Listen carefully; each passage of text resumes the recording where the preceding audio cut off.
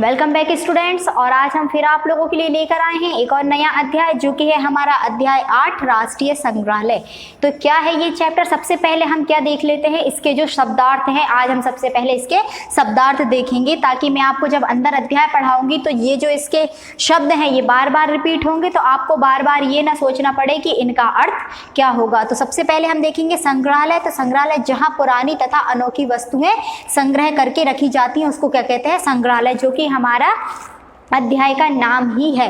फिर दूसरा है उद्घाटन। उद्घाटन तो आपने सुना ही होगा। शुभारंभ, जब हम किसी भी या तो घर का उद्घाटन करते हैं या फिर किसी दुकान का या किसी चीज़ का भी जो हम ओपनिंग करते हैं उसको क्या कहते हैं? उद्घाटन यानी शुभारंभ। फिर शिलालेख, पत्थर पर उकेरी गई लिपि। पत्थरों पर आपने देखा होगा कि कई बार कुछ भाषाओं में कुछ कुछ लिखा हुआ होता है, तो वो सब उसको क्या कहते हैं? शिलालेख। फिर स्वर्ण जड़ित, सोने से जड़ा हुआ। जो सोने से जड़ा हुआ होता है, कुछ भी, कुछ खंबे जड़े हुए होते हैं, कुछ दीवारें, इसमें हम देखेंगे कि ऐसी कौन सी चीज़ है जो सोने से जड़ी हुई है और उसका उल्लेख किया गया है। कलाकृतियाँ, कला संबंधी वस्तुएं। फिर हस्तलिखित, हाथ से लिखी हुई, और गैलरी, गलियारा। ये सारी चीज़ें, ये जो शब्द है हमारे, ये सब हमारे अध्याय के अंदर आएंगे। तो आपको इनके अर्थ मैंने अभी बता दिए हैं। तो जब मैं इन शब्दों का इस्तेमाल करूंगी तो आप उसमें गड़बड़ी नहीं करेंगे कि इनका मीनिंग क्या होगा। तो हम शुरू करेंगे। तो नई दिल्ली स्थित इंडिया गेट के निकट राष्ट्रीय संग्रहालय एक दर्शनीय स्थान है। कहाँ पर है ये? नई दिल्ली में। और कहाँ पर है? इंडिया गेट के निकट। ध्यान रखेंगे, यदि आपसे प्रश्न पूछा जाता है कि राष्ट्रीय संग्रहालय कहाँ पर स्थित है, तो आपको पता होना चाहिए कि नई दिल्ली स्थित इंडिया गेट के निकट राष्ट्रीय संग्रहालय का एक दर्शनीय स्थान है। यहाँ देश विदेश के पर्यटक तथा स्कूली छात्र छात्राएं अपने अध्यापकों के साथ घूमने फिरने तथा अपना ज्ञान बढ़ाने आते हैं। यहाँ पर क्या होता है कि देश विदेश से पर्यटक यानी टूरिस्ट आते हैं, और स्कूल की जो छात्र छात्रा हैं वो भी अपने अध्यापकों, अपने शिक्षक शिक्षिकाओं के साथ वहाँ पर घूमने जाते हैं, ताकि वो वहाँ से देख सकें कि वहाँ पर क्या क्या चीज़ें हैं। राष्ट्रीय संग्रहालय का भवन बहुत पुराना है। इसका उद्घाटन 18 सितंबर 1960 को हुआ था। इसका उद्घाटन यानी इसका शुभारंभ, इसकी ओपनिंग कब हुई थी? 18 सितंबर 1960 को। तो आप इसमें अनुमान लगा सकते हैं कि अब हमारा 2020 चल रहा है, तो ये कितना पुराना हो गया होगा। इसे बनाने में लगभग 5 वर्ष लगे थे। ये कितने सालों में बन के तैयार हुआ है? 5 सालों में। यहाँ के बारे में गाइड विस्तार से बताते हैं। हम लोग जब कहीं ऐसे घूमने जाते हैं तो आप लोग ने देखा होगा कि वहाँ पर कुछ गाइड होते हैं जो कि हमें वहाँ की सारी चीज़ें घुमाते हैं और उनके बारे में विस्तार से बताते हैं, जिससे संग्रहालय देखने का आनंद और बढ़ जाता है। आप लोग को एक चीज़ यदि पता होगी कि यदि हम कहीं भी घूमने जाते हैं तो जब तक हमें वहाँ की पूरी इन्फॉर्मेशन हम नहीं ले लेते, ये क्या है, कैसे बना, कब बना, क्यों बना है, हमारे मन में बहुत सारे प्रश्न होते हैं। और जब कोई उन प्रश्नों का हमें उत्तर देता जाता है तो हम जिस चीज़ को देखते हैं उसको हम समझ भी बहुत अच्छे से पाते हैं, और उसका आनंद क्या होता है? और भी ज़्यादा बढ़ जाता है। राष्ट्रीय संग्रहालय तिमंजिले भवन में है। प्रत्येक मंजिल में अनेक कक्ष हैं, जिसमें विभिन्न कालों की कृतियां सुरक्षित रखी हुई हैं। पहली मंजिल के द्वार के बाहर अशोक का एक शिलालेख दिखाई देता है। अभी हमने शिलालेख की बात की थी, तो कहाँ पर है वो? पहली मंजिल जो है उसके बाहर एक अशोक का शिलालेख दिखाई देता है, जिस पर ब्राह्मी लिपि में अशोक का संदेश है। वहाँ पर जो अशोक का चिन्ह बना हुआ है, तो उसमें क्या है? ब्राह्मी लिपि में उसके बारे में एक मैसेज, एक संदेश लिखा हुआ है। इस संदेश का अर्थ है किसी को दुख मत पहुंचाओ। वहाँ पर जो भाषा में लिखा हुआ है, ब्राह्मी भाषा में, तो उसका हिंदी में अर्थ क्या लिखा है कि किसी को दुख मत पहुंचाओ, हिंसा करना पाप है, जीव समुदाय से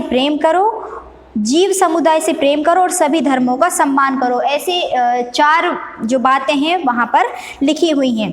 पहली मंजिल पर हड़प्पा और सिंधु घाटी की सभ्यता से संबंधित वस्तुएं जैसे मूर्तियां, मुद्राएं, आभूषण और बर्तन वहाँ पर इत्यादि बने हुए हैं। जो कि हड़प्पा सिंधु घाटी की जो सभ्यता है, वहाँ की जो वस्तुएं होती हैं, जैसे वहाँ की मुद्राएं, वहाँ के पैसे कैसे होते हैं, वहाँ की कैसी मूर्तियाँ होती थीं, वहाँ के कैसे आभूषण वो लोग पहनते थे, और वहाँ के जो बर्तन रहते थे वो कैसे रहते थे, वो सब वहाँ पर मौजूद है। दूसरी मंजिल पर भारतीय संस्कृति से संबंधित सामग्री दिखाई गई है। चित्रकला और मूर्तिकला के नमूने भी प्रदर्शित किए गए हैं। जो वहाँ की दूसरी मंजिल है वहाँ पर भारतीय संस्कृति के जो संबंधित सामग्री है, जैसे उसमें क्या है, चित्रकला, हमारी जो भारतीय चित्रकला है और वहाँ की जो मूर्तियाँ हैं वो सब वहाँ पर प्रदर्शित किए गए हैं। संग्रहालय की पश्चिमी गैलरी में राजपूत दरबारों की राजस्थानी रचनाएं दिखाई देती हैं। वहाँ की जो पश्चिमी गैलरी है उस पे क्या है, राजपूत दरबारों की राजस्थानी रचनाएं दिखाई देती हैं। यहाँ प्रदर्शित हस्तलिखित ग्रंथ ताड़ के पत्तों और चमड़े के ऊपर लिखे गए हैं। ताड़पत्र आप लोग ने देखे होंगे कि पहले के समय में कैसे वो लोग अपनी जो भी संदेश रहते थे वो कैसे लिखकर पहुंचाते थे, कुछ चमड़ों पर लिखकर पहुंचाते थे, कुछ ताड़ ग्रंथों पर पहुंचाते थे, तो वो सभी भी वहाँ पर मौजूद हैं। ऊपरी मंजिल पर दैनिक उपयोगी की वस्तुएं देखने को मिलती हैं, जिसमें सजावटी सामान, सिक्के, वेशभूषाएं, आभूषण आदि वस्तुएं हैं। वहाँ पर क्या है, जो आखिरी 3 मंजिला बना हुआ है वो तो 2 मंजिल की हमने बात कर ली। ये जो आखिरी ऊपरी मंजिल है उसमें क्या है, सजावटी सामान है, सिक्के हैं और वेशभूषा यानी कि वस्त्र हैं और आभूषण वहाँ पर गहने हैं, जो प्राचीन भारत के गौरव का बयान करते हैं। जो पुराने समय में चलते थे वो सब वहाँ पर मौजूद हैं। सजावटी सामानों में विभिन्न प्रकार की कश्मीरी शाल, कालीन, स्वर्ण जड़ित साड़ियाँ, हाथी दांत की कलाकृतियाँ, रेशमी वस्त्र, आभूषण आदि मन को मोह लेते हैं। अभी हमने बात की थी कि जो सोने से जड़ित है, तो वहाँ पर क्या है, जो साड़ियाँ हैं वो कैसी है, स्वर्ण जड़ित हैं। वहाँ पर कश्मीरी शाल हैं, कालीन हैं और हाथी के दांत की कलाकृतियाँ हैं और रेशमी वस्त्र, आभूषण, ये सब क्या है, जब उनको देखते हैं तो वो मन को मोह लेते हैं। यहाँ आकर ज्ञात होता है कि सिक्के भारत में प्राचीन काल से ही प्रचलित हैं। अभी भी हम लोगों के समय में 1 का, 2 का, 5 का, 10 का सिक्का चल रहा है।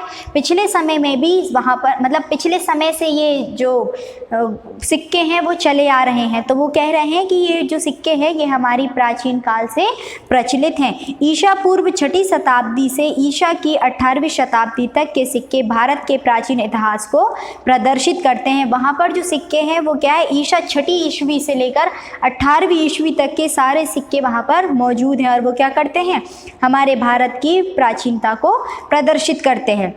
सिक्कों से हमें इतिहास के विभिन्न कालखंडों के बारे में कई तरह की जानकारियाँ मिलती हैं। जैसे कि कई बार हम देखते हैं कुछ सिक्कों पर क्या बना होता है, अभी पिछले जो हमारे सिक्के चलते थे उन पर क्या बना होता था, अंदर कैसा एक बना होता था और क्या क्या चीज़ें उसमें बनी होती थी। अभी के हम जो सिक्के देखते हैं उसमें ऐसी 2 उंगलियाँ बनी होती हैं, उसमें 2 लिखा होता है। इस प्रकार से और जो पुराने समय में सिक्के थे वो सब भी अलग अलग तरीके से थे।